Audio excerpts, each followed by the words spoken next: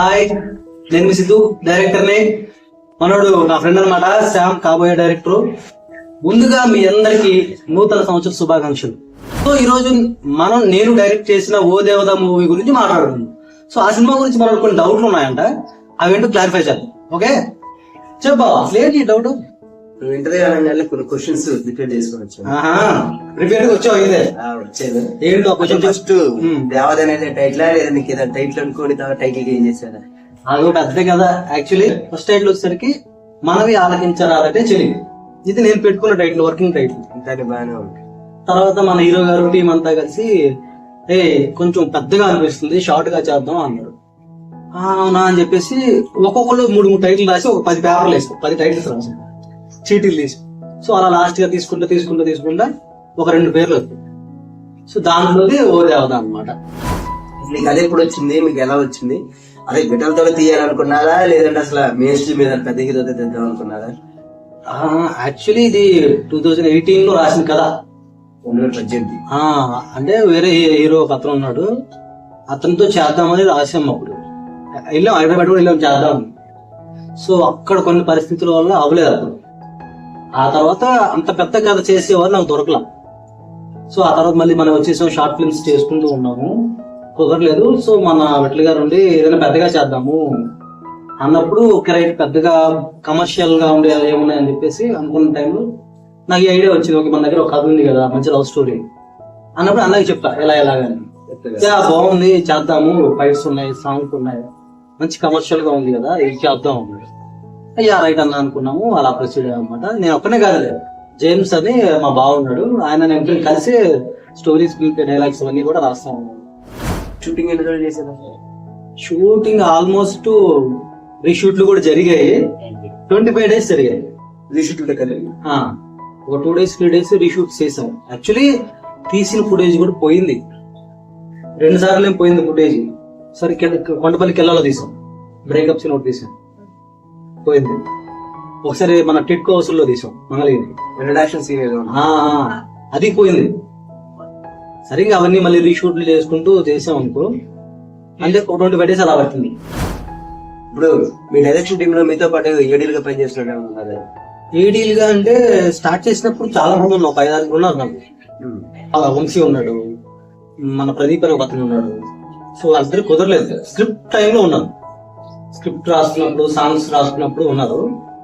But shooting టైంలోకి రాలేకపోయారు. వంశీ అయితే 1-2 రోజులు ఉన్నాడు కానీ ప్రదీప్ రాలేదు. ఇంకా చందు, మ్యాడీ, బాను వీళ్ళు ఫుల్ ఫ్లెడ్జ్డ్ గా ఉన్నారు. వీళ్ళు కుదిరిన ప్రతిరోజు వచ్చారు, బాగా కష్టపడ్డారు. యాక్చువల్లీ వాళ్ళు బాగా చేశారు. నేను ఎప్పుడు చెప్పలేదు విషయం, థ్యాంక్ యూ చెప్పాలి. సో ఇప్పుడు చెప్పండి. ఈ సందర్భంగా Chandu, Maddy, Bhanu and script work లో వర్క్ చేసిన వంశీ అండ్ ప్రదీప్ కూడా మీ అందరికి చాలా థ్యాంక్ యూ. ఇప్పుడు కథలు మోస్తాము, మీ కథానాయకుడు వెట్ల గురించి ఏమైనా చెప్పండి. విట్ల గారు యాక్చువల్లీ చాలా డెడికేటెడ్ పర్సన్ అండి. సో నేను ముందు కొంచెం డౌట్ ఉండేది నాకు, చేస్తారా చేయలేరా, ఈ కథకి ఎంతవరకు సూట్ అవుతారా లేదా కొంచెం డౌటే. స్టార్ట్ చేసిన తర్వాత చాలా బాగా చేస్తారు. యాక్చువల్లీ ఆయన బాడీ ట్రాన్స్ఫర్మేషన్, ఫుడ్ తినకుండా ఓన్లీ జ్యూస్ తాగుతూ జిమ్లకి వెళ్తూ చాలా కష్టపడ్డాడు. అసలు యాక్టింగ్ కూడా నువ్వు కూడా చూసావు కదా, ఫస్ట్ హాఫ్ కి నాకు ఆ వేరియేషన్స్ బాగా చూపించారు 2 క్యారెక్టర్లకి. చాలా కష్టపడ్డాడు. మరి సినిమాలో హీరోయిన్స్ గురించి చెప్పండి. హీరోయిన్స్ యాక్చువల్లీ మన సినిమాలో 2 హీరోయిన్స్ ఉన్నారు. ఒకళ్ళు అఫ్రీన్ అనమాట, ఇంకొకళ్ళు షైనీ రాజు. అఫ్రీన్ వచ్చేసరికి మన విజయవాడ అన్నమాట, తనతో ఆల్రెడీ చేశాను దుష్మి. యాక్చువల్లీ ఫస్ట్ మన లిస్ట్ లో అఫ్రీన్ లేదు, వేరే వాళ్ళని ఆడిషన్ చేసాం మనం.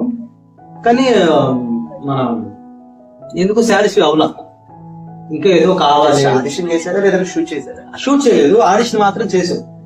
ఆడిషన్ చేసిన తర్వాత ఎందుకు అనిపించట్లా, ఎందుకంటే అది ఫ్లాష్ బ్యాక్ ఎపిసోడ్, చాలా అందంగా ఉండాలి, బాగుండాలనే ఒక ఉద్దేశం ఉంది. సో ఏం చేద్దాం, ఓకే అఫ్రీన్ కి వెళ్దామా, అఫ్రీన్ తో ఆల్రెడీ చేసాము, బట్ ఓకే మన కంఫర్ట్ జోన్ ఉంటుంది అఫ్రీన్ అయితే అని చెప్పేసి. సో తను అప్రోచ్ అయ్యాము, తనకి స్టోరీ ఎక్స్ప్లెయిన్ చేసాము, ఓకే డన్.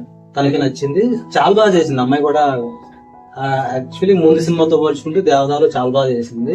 అమ్మగారి సపోర్ట్ కూడా ఎక్కువ ఉంది. అమ్ము యాక్చువల్లీ మదర్ గారు లేకపోతే చాలా విషయాలు మాకు మైనస్ అయ్యేది. తన నుండి మేము తప్పులు చేస్తున్నా కరెక్ట్ చేసి అతనికి పెళ్ళైన అమ్మాయి ఎలా ఉండాలి, ఈ లవ్ స్టోరీ ఎలా ఉండాలి, ఎలాంటి కాస్ట్యూమ్ చేసుకోవాలి, మేకప్ ఎలా ఉండాలి, ఇవన్నీ చాలా దగ్గరుండి చాలా బాగా చూసుకున్నాం. తన సపోర్ట్ మాకైతే చాలా బాగుంది. మా అఫ్రీన్ మద్దతు అయితే కానీ అఫ్రీన్ అయితే కానీ చాలా బాగా చేశారు. అండ్ షైనీ కూడా మమ్మల్ని ఎప్పుడు పిలిచినప్పుడు హైదరాబాద్ నుంచి రావటం కానీ, ఇంటర్వ్యూస్ కి లేకుంటే ఏదైనా 1 day షూట్ ఏదైనా రీషూట్లు ఉన్నప్పుడు కానీ చాలా బాగా సపోర్ట్ చేసింది. షైనీ రాజు ప్రాపర్ హైదరాబాద్, తనది గుంటూరు, బట్ తన ఫిల్మ్స్ లో ఉండడం వల్ల హైదరాబాద్ లో ఉంటుంది ఆల్రెడీ ఫిల్మ్స్ అక్కడ ఫిల్మ్స్ తీసుకున్నారు. అంటే మీకు ఆల్రెడీ పరిచయం అఫ్రీన్ కానీ షైనీ రాజ్ కానీ విట్ల గారి ద్వారా వచ్చిన వాళ్ళే. మీరు మొత్తం అంటే అది 26 days లో షూట్ చేసిన దాంట్లో ఏదైనా గుర్తుండిపోయే ఇన్సిడెంట్ ఏమైనా ఉందా? అంటే చాలా ఉన్నాయి. అలా గుర్తుండిపోయేలాగంటే గుడ్ మూమెంట్ ఏం కాదు కానీ బ్యాడ్ మూమెంట్ ఒకటి ఉంది. రోజు shoot final day, last day shoot last day shiny Raj వచ్చి రీషూట్ అనమాట. తనది రీషూట్ రీషూట్ చిన్న పిట్టేది ఉంటే యాక్ట్ చేసి వెళ్ళిపోయాను. మధ్యాహ్నం నుంచి మేము రైల్వే ఏదో ఉంటే షూట్ చేస్తూ ఉన్నాము. అప్పుడే స్టార్ట్ చేసాం. ఆ కెమెరా పెట్టాం, పోలీసులు వచ్చారు. పదండి స్టేషన్ పదాన్ని తీసుకెళ్తారు. నేను విట్ల గారు, మ్యాడీ, తిరుపతి అని ఒక అతను ఉన్నాడు, ఇంకెవరున్నారు, సాయి, మన కెమెరామెన్ సాయి ఉన్నాడు. సో 5 కలిసి రైల్వే పోలీస్ స్టేషన్కి వెళ్ళాం. నేను సాయి అలాగో స్కిప్ అయ్యాం. మ్యాడీ, మన తిరుపతి, విట్ల గారు లోపలికి వెళ్ళి పేర్లే రాసి కేసు ఫైల్ చేశారు వాళ్ళ మీద. ఆ రోజు చాలా భయపడ్డాం నిజంగా. ఆ తర్వాత వాళ్ళకి ఆధార్ కార్డులు అవి తీసుకుని పంపించేది, తర్వాత కోర్టుకి పిలిచారంట. కానీ ఆ రోజు ఆ సిచ్యువేషన్ లో నిజంగా భయం వేసింది. పోలీస్ స్టేషన్ మెట్లు ఎప్పుడు ఎక్కలేదు. నాకు మామూలుగానే భయం. రోడ్ల మీద షూట్లు చేయాలంటే న్యూసెన్స్ కదా జనాలకి, ఎక్కడ ఎవరు అవుతాడు భయం. సడన్ గా పోలీసులు వచ్చి కెమెరా లాక్కెళ్ళి రండి పదండి స్టేషన్ కి తీసుకెళ్ళిపోయారు. అమ్మ అని చెప్పేసి ఆ రోజు చాలా భయపడ్డాం. సినిమాలో క్లైమాక్స్ ఫైట్ ఒకటి అండ్ హీరో హోండా ఫైట్ ఉంటుంది. ఆ ఫైట్స్ గురించి, ఫైట్ మాస్టర్ గురించి. యాక్చువల్లీ మన సినిమా ఫైట్ మాస్టర్ అయితే అంత బడ్జెట్ లేదు. మన విక్రాంత్ గారు, చందు, మ్యాడీ వీళ్ళంతా మేడ మీదకి వెళ్ళిపోయి ఫైట్ ఎలా కంపోజ్ చేసి, నువ్వు ఇలా కొట్టు నేను ఎలా కొడతా అని చెప్పేసి మేనేజ్ చేసుకుని ఫైట్ కంపోజ్ చేసుకుని అవి షూట్ చేసుకుని అవే షూట్స్ లో అవే స్టంట్స్ ని మేము ఫైట్ లో అప్లై చేసుకున్నాం అనమాట. సో ఒక రకంగా ఇలా ముగ్గురు మనకి స్టంట్ మాస్టర్లు అంటాం, ఫైట్ మాస్టర్లు అంటాము. ఆ చేసిన 1-2 షాట్లైనా 1-2 ఫైట్లైనా చిన్న స్టంట్స్ అయినా సరే వాళ్ళు కంపోజ్ చేసింది. మ్యూజిక్ చాలా బాగా వచ్చింది. First 2 songs. అవును, అశ్వత్ అని మన హైదరాబాద్ అంటే ఫిలిమ్స్ మ్యూజిక్ చేసాడా లేదా అంటే మనకన్నా కొంచెం స్ట్రగ్లింగ్ మ్యూజిక్ స్ట్రగ్లింగ్ ఉన్నాడు, కానీ ఫిలిమ్స్ దగ్గరలో ఉన్నాడు.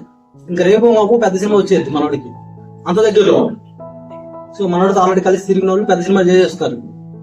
సో మన రంగబల్లి కానీ కొన్ని సినిమాలు తీసిన అతను ఆల్రెడీ మనోడితో తిరిగిన వాళ్ళు అనమాట. ఓకే, రేపు మాకు పెద్ద రైటర్ అయిపోతాడు మనోడు. నాకు ఆ సాంగ్స్ విన్న తర్వాత, నాకు వచ్చిన సాంగ్స్ విన్న తర్వాత నాకు అనిపించింది, ఓకే మనోడిలో విషయం ఉంది, మనం ప్రాపర్ గా తనకి ఇవ్వాల్సింది ఇచ్చి మనకు కావాల్సింది తెప్పించుకోగలిగితే మనకు బాగుంటుంది అనిపించింది. ఇప్పుడు క్రాంతి గారితో మీరు అంతమంది ట్రావెల్ చేస్తున్నారు. ఈ సినిమాలో ఆయన గెస్ట్ అపీరెన్స్ ఇచ్చారు అండ్ విక్రాంతి గారితో మీరు మైనాక్స్ తీసుకుంటారు. ఆయన కూడా ఈ సినిమాలో గెస్ట్ అపీరెన్స్ ఇచ్చారు. వాళ్ళ వర్కింగ్ ఎక్స్పీరియన్స్ ఎలా ఉంది? అంటే ఇలా ముగ్గురిని కలిపి ఒక యూనివర్స్ లాగా. అంటే యాక్చువల్లీ అది నా ఐడియానే. నాకు క్రాంతి గారితో మంచి జర్నీ, 2 years జర్నీ అలా ఉంది. విక్రాంత్ గారితో కూడా మంచి జర్నీ ఉంది. సో ఫస్ట్ టైం ఒక పెద్ద సినిమా చేస్తున్నాం నాకు అనిపించింది. విట్ల గారు కూడా ఇది చిన్నగా కాదు పెద్దగా చేద్దాం ఫస్ట్ నుంచి అంటూనే ఉన్నారు. సరే ఓకే రైట్, ఒక పెద్ద సినిమా చేస్తున్నాము, ఏమో తెలియదు పెద్దగా అవుతుందేమో, మన అనుకున్న అందరూ ఉంటే బాగుంటది, స్క్రీన్ మీద అలా వెళ్తే బాగుంటది కదా అని చెప్పేసి ఉద్దేశం. కానీ ఎలా పెట్టాలి, ఆప్షన్ ఉంది ఇక్కడ పెట్టొచ్చు క్యామియోగా అని చెప్పాను. బ్రహ్మాండంగా ఉంది పెడదామన్నారు విట్ల గారు. కానీ ఏమవుతుందంటే విక్రాంత్ గారికి ప్లేస్మెంట్ కుదిరింది, ఆయన క్యామియోకి మంచి ప్లేస్మెంట్ కుదిరింది. క్రాంతి గారి దానికి సరిపోవట్లా, అంత అవసరం లేదు అనిపించింది. మనకి మన అనుకునే వాళ్ళు ఉండటం కన్నా సినిమా ఎంతో అవసరం ముఖ్యం అనిపించింది. ఓకే క్రాంతి గారిది ఓకే అంత నెసరీ కాదేమో, క్రాంతి గారితో ఆపేద్దామని డిస్కషన్ జరిగింది. లేదు అని చెప్పేసి కొన్ని పరిస్థితుల వల్ల మళ్ళీ క్రాంతి గారిని యాడ్ చేయాల్సి వచ్చింది. క్రాంతి గారిది వాళ్ళ క్యామియోస్ బాగుంటాయి, దేర్ రెస్పాన్స్ లో బాగా అరిచారు కూడా. ఇప్పుడు ఆర్టిస్ట్ సెలెక్షన్ సెలెక్ట్ చేసేది అంటే ఇప్పుడు ఎట్లా కాదంటే ఆయన ఫస్ట్ నుంచి ఉన్నారు, ఓకే. హీరోయిన్స్ గురించి మీరు చెప్పారు, రిమైనింగ్ ఆర్టిస్టులు ఎక్కడి నుంచి వచ్చేది, వాళ్ళ లోకల్ నుంచి తీసుకున్నారు, లేదంటే వాళ్ళ సెలక్షన్స్ పెట్టారు? అలా ఏం కాదు, మన టీమ్ లోనే ఆల్రెడీ ఉంటారు. అందరం కూర్చొని ఈ క్యారెక్టర్ ఎవరు, ఓకే పలానా నాగేశ్వరరావు గారు ఉన్నారు, ఈ క్యారెక్టర్ ఎవరు పలానా సూర్య ఉన్నాడు, ఈ క్యారెక్టర్ ఎవరు పలానా మ్యాడీ ఉన్నాడు, ఇలా అందరు రాసుకుని వాళ్ళకి ఫోన్లు చేసి ఓకే ఇలాంటి ఇలాగా క్యారెక్టర్ ఉంది చేస్తారని అడిగితే చేస్తామని చెప్పారు. చేసామన్నమాట. సో ఫైనల్ ఏంటంటే క్యారెక్టర్ ఎవరు చేయాలని ఫైనల్ అందరు కలిసి చేసాం. నేను వెట్ల గారు కూర్చొని ఓకే ఈ క్యారెక్టర్ ఇతను సూట్ అవుతాడు, ఈ క్యారెక్టర్ ఇతను వద్దు, సో ఇలా అనుకుని డిస్కస్ చేసాము. కాకపోతే చిన్న ఇదేంటంటే దొంగ క్యారెక్టర్ ఉండాలి, అది మన చందు చేయాలి. చేసి అసలు ఎక్కడ కనపడలేదు. యాక్చువల్లీ ఉండాలి, ఎందుకంటే అసిస్టెంట్ డైరెక్టర్ గా చేసిన భానుని పెట్టుకున్నాను, మ్యాడింగ్ పెట్టాను సినిమాలో. నా అసిస్టెంట్ ఆ సినిమాలో ఉంటే నాకు కొంచెం ఇది అని నాకు కూడా ఉండేది. సో అలాగే చందు కోసం ఒక క్యారెక్టర్ అలా వచ్చి పెట్టాను సినిమాలో. ఒక దొంగ క్యారెక్టర్ ఉంది, దాన్ని చందుకు పెట్టాను. సో వన్ డే షూట్ కూడా చేసాం. పరిస్థితుల ప్రభావం వల్ల నేను చందుని ఆ క్యారెక్టర్ నుంచి తీసేసి మన తిరుపతిని పెట్టాను. సో అదొకటే మిస్ఫైర్ అయింది. ట్రై చేసాం, లాస్ట్ లో కూడా చంద్రుని పడడానికి ట్రై చేసాంలే, కానీ అవునా సిచ్యువేషన్స్ కుదరలేదు అన్నమాట. సారీ చంద్రు. అసలు థియేటర్ దాకా ఎట్ట వెళ్ళింది సినిమా? బాగా ట్రై చేసి కష్టపడి ఆ ఎవరెవరు పట్టుకోవాలి అందరినీ పట్టుకొని థియేటర్ కట్అవుట్స్ కట్టుకొని శాటిలైట్స్ కట్టుకొని మా దగ్గర మనీ లేకపోయినా అక్కడక్కడ అడ్జస్ట్ చేసుకుని మరి చాలా కష్టపడ్డాడు. మేమైతే ఒక టైంలో హోప్స్ వదిలేసుకున్నాం, ఇది థియేటర్కి వెళ్ళదు యూట్యూబే అనుకున్నాం, ఓటీటీకి వెళ్ళిపోదాం అనుకున్నాం. పాపం ఆయన వెయిట్ చేసి కష్టపడి ఏదో ఒకటి చేసి థియేటర్ వరకు తీసుకెళ్ళి వెట్లగా. దీనికి పూర్తి క్రెడిట్ వెట్లగారి థియేటర్ వరకు సినిమా వెళ్ళిందంటే సో ఇది వెట్లగారి కారణం అనమాట.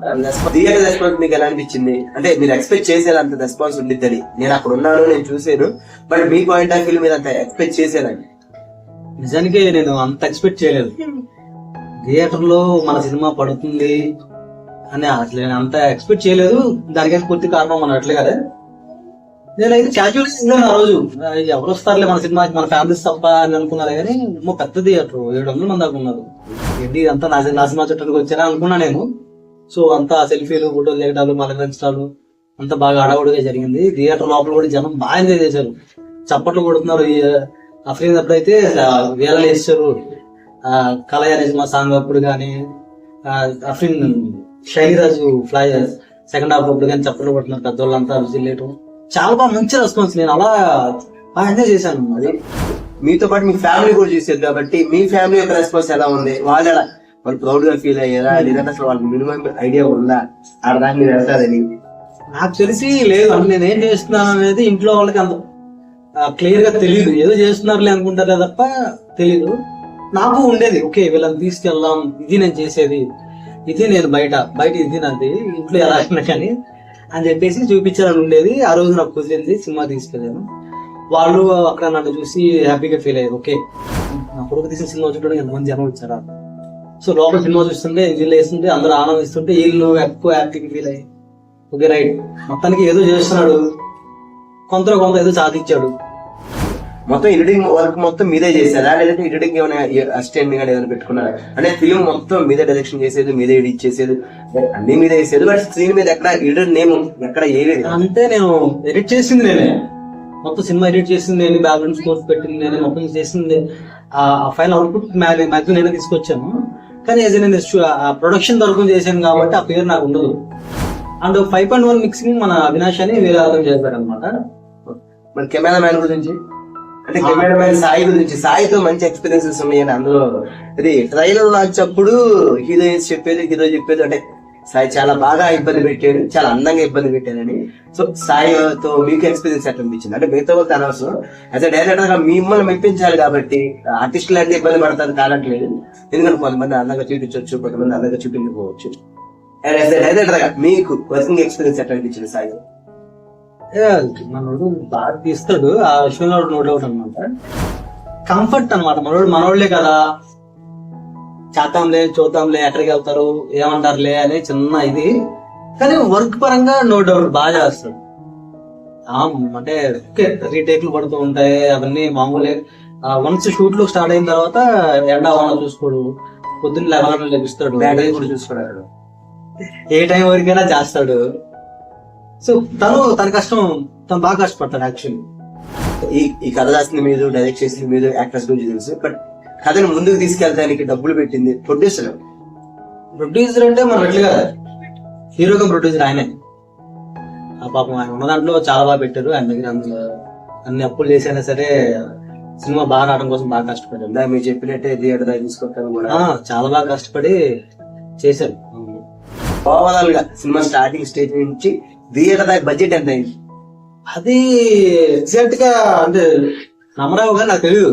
విట్ల గారు ఎప్పుడు కూడా ఇది ఇంత అయింది అని ఎప్పుడు నాకు చెప్పలేదు, నేను అడగలేదు. మనకి ఏంటంటే మనకు కావాల్సిన సీను లేదా మనకు కావాల్సిన యాక్టింగ్ లేదా ఇవి మాత్రమే చూసుకుంటూ ఉండేవాడు. ఇది ఎంత అయింది నేను అడిగేవాడిని కాదు, అని చెప్పేవాడు కాదు. ఫైనాన్షియల్ ఇష్యూలు టీమ్ దాకా తెచ్చేవాళ్ళు కదా. ఎంతైనా సరే ఒక టిఫిన్ చేసినా, ఒక వస్తువు కొన్నా, ఒక ఊరు వెళ్ళినా సరే మాకు మాక్సిమం ఆ క్యాల్కులేషన్స్ అన్ని ఆయనే చూసుకునేవాడు. ఎంత అయింది అనేది నేను చెప్పలేను. సో ఖచ్చితంగా ఈ క్వశ్చన్ ఆన్సర్ విట్ల గారు అడిగేసారి చెప్తాను. అదే డైరెక్టర్ గా మీకు రెమ్యునరేషన్ ఏమైనా ఇచ్చారా? రెమ్యునరేషన్ దాని గురించి మనం తర్వాత మాట్లాడుకుందాం, ఆఫ్ స్క్రీన్ మాట్లాడుకుందాం. మీకు విట్ల గారికి మధ్యన గొడవలు ఉన్నాయి అని అంటే మీ టీమ్ లోను బయట కూడా కొంచెం రూమర్స్ సర్క్యులేట్ అవుతుంది. దాని మీద ఏమైనా మీరు స్పందించాలనుకుంటున్నారా? గొడవలు ఉన్నాయి అంటే, కానీ అవి పర్సనల్ గొడవలేం కాదు. ఆయనకి నాకు పర్సనల్ గొడవలే ఉంటాయి. సినిమా గురించే అంటే నేను ఒక సీన్ ఇలా రావాలనుకుంటాను, ఆయన కొంచెం బెటర్ గా చేద్దామంటాడు. ఎందుకంటే ఆయన కష్టపడతారు, ఇలా చేసేద్దాం అంటారు. లేదు కష్టపడకుండా మంచిగా అవుట్పుట్ రాదంటూ అంతే. ఇప్పుడు సరిపోద్దన్నా ఈ కాస్ట్యూమ్ బాగానే ఉందంట, లేదు ఇంకో షర్ట్ వేసుకుంటాను కొద్దిగా ఇలా చేస్తానంటారు తప్ప అంతకుమించి గొడవలే ఉంటాయి మనకి. ఆ షూటింగ్ టైంలో ఏదైనా చిన్న అవే తప్ప. ఎందుకంటే డైరెక్టర్ హీరో ఎప్పుడు మొగుడు పిల్లలు లాంటి వాళ్ళు కొట్టుకుంటారు, తిట్టుకుంటారు, కానీ కలిసే ఉంటారు. అదే తప్ప ఆయనకు నాకేముంటాయి. అసలు సినిమా రిలీజ్ ఎప్పుడంటే నాకు కూడా తెలియదు. సో ఎందుకంటే సినిమా ఇప్పుడు ప్రస్తుతానికి విట్ల గారి దగ్గర ఉంది. ఆయన ఎప్పుడు అంటే ఇప్పుడు రిలీజ్ అవుతుంది, అది యూట్యూబా, ఓటీటీయా, లేకుండా ఇంకోసారి మళ్ళీ థియేటర్లు వేస్తారా అనేది ఎగ్జాక్ట్ గా నాకు కూడా ఇన్ఫర్మేషన్ లేదన్నమాట. ఒకవేళ వస్తే నేను ఖచ్చితంగా చెప్తాను, మీకు ఇన్ఫార్మ్ చేస్తాను. సో ఖచ్చితంగా త్వరలో ఉదయ ఓటీటీలోకి మేబీ వస్తుంది అనుకుంటున్నాను. వస్తే మేము లింక్ పెడతాను, తప్పకుండా చూడండి. సరే, ఈ సంవత్సరం అంటే కొత్త సంవత్సరం రాబోతుంది కాబట్టి కొత్తగా ఏమైనా నిర్ణయాలు తీసుకున్నారా? ఇవి చెయ్యాలి, ఇవి చేయకూడదు, లేదంటే ముందుకు వెళ్ళడానికి ఫిలిమ్స్ పరంగా మీ పర్సనల్ ఇష్యూలు మేము డిస్కషన్ చేయాలనుకోవట్లేదు. అంటే లాస్ట్ ఇయర్ యాక్చువల్లీ 2024లో అనుకున్నాను ఏమని, ఈ సంవత్సరం నుంచి అబద్ధాలు ఆడమని. 2 రోజులు అబద్ధాలు ఆడుకున్నాను. కష్టం. మనం ఒకసారి తీసుకునే డిసిషన్స్ కాదు ఇది. నేను ఇది చెయ్యను అని చెప్పేసి అది చేయకుండా ఉండలేదు. అలా ఏం లేవు నాకు తెలిసి. ఎందుకంటే సంవత్సరాలు వస్తున్నాయి పోతున్నాయి తప్ప మనం బతుకులు మారట్లేదు. ఇందే కాలంతో పాటు వెళ్ళిపోవడం. సిద్ధిగా చివరిగా ఒక ప్రశ్న, మీ సింగిల్? అప్పుడప్పుడు సింగిల్ గానే ఉంటాను. మిగిలిన టైంలో ఇలాంటి అదనంలో తిరుగుతాను. సో చూశారు కదా, ఇదండి మా ఉదయవద సినిమా కబుర్లు. సో మీరు ఎంజాయ్ చేశారనుకుంటున్నాను. సో ఈ కొత్త సంవత్సరం మీ అందరి లైఫ్ లో అంతా మంచిగా జరగాలని కోరుకుంటున్నాను. నా లైఫ్ లో కూడా మంచిగా జరగాలని మీరు కోరుకుంటారు అనుకుంటున్నాను. అందరికి ఇంకొకసారి హ్యాపీ న్యూ ఇయర్.